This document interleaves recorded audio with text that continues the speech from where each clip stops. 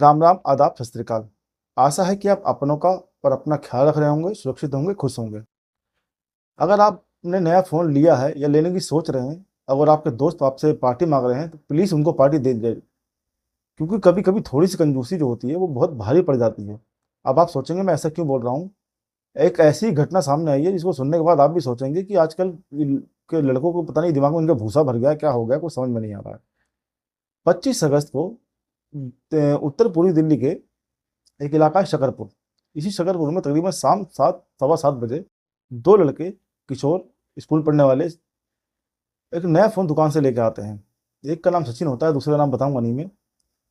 वो जब फ़ोन लेके आ रहे होते हैं तभी उसी स्कूल के जिसमें ये 2 सचिन और इसका दोस्त पढ़ता था 9वीं क्लास के ही, वहाँ पहुँचते हैं।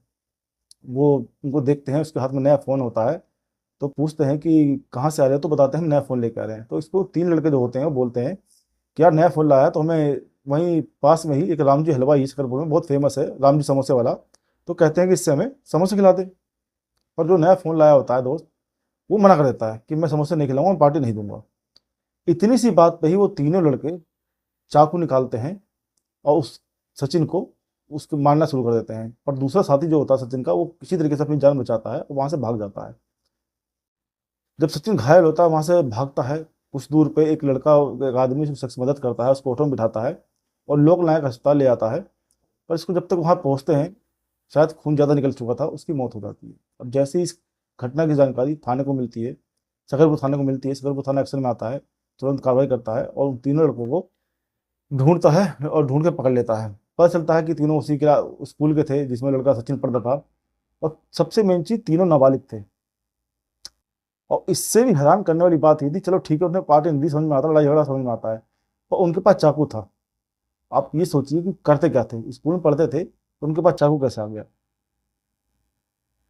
और जब वहाँ वहाँ गया, आसपास पता करने की कोशिश करी, तो पता चला जो राम जी समोसे वाले के आसपास के दुकानदार है उन्होंने बताया कि यहाँ 7 साढ़े 7 8 बजे के बाद नशेड़ियों को जमावट लग जाता है गली के अंदर। इंजेक्शन लगाते हैं, दारू पीते हैं, गांजा पीते हैं। इसकी शिकायत आस पड़ोस वालों ने, पड़ोसियों ने पुलिस को बहुत कई बार दी, लिखित में दी, पर कोई कार्रवाई वो करते नहीं हैं।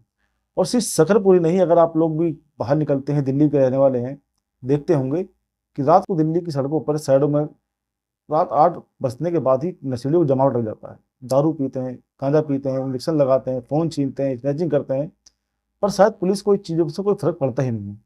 सबसे मेन चीज़ देखते होंगे आप, दिल्ली में 8-9 बजे के बाद सड़कों पर एक गैंग निकलता है, जो एक-एक मोटरसाइकिल पे 3-3 आदमी होते हैं, दारू पी रखे होते हैं, बच्चे ही होते हैं, लड़के होते हैं, एकदम बच्चे तो कह नहीं सकते हम। दारू पीते हैं और स्पीडिंग करते हैं। एक नॉर्मल आदमी, ड्यूटी जाने वाला आदमी, अगर गलती से उससे लाइट पार हो जाती है, एक रेड लाइट ग्रीन क्रॉस कर देता है, तो पुलिस उससे ऐसा बर्ताव करती है जैसे पता नहीं इंडिया पाकिस्तान का बॉर्डर क्रॉस कर दिया। और वही ये नशेड़ी नजेड़ी और स्पीड गाड़ी चलाते हैं, एक बाइक पे 3-3 4-4 बैठे होते हैं, इनको कोई पूछने वाला नहीं होता है।